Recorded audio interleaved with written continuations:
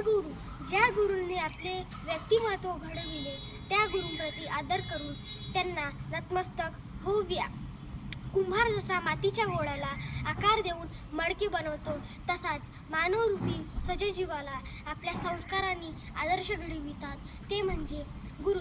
वंदनीय तुकडोजी महाराज म्हणतात, गुरु हा मासांचा नव्हे, गुरु नव्हे जाती संप्रदाय, गुरु शुद्ध ज्ञान तत्वाची आहे, अनुभवी यांची.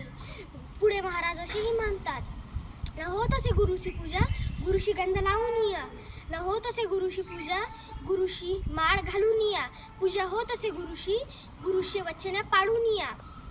लहानपणी बोट धरून चालायला शिकवणारे, अगदी चिवकावची गोष्ट सांगून आपलं भरणपोषण करणारे आई वडील हे आपले प्रथम गुरु.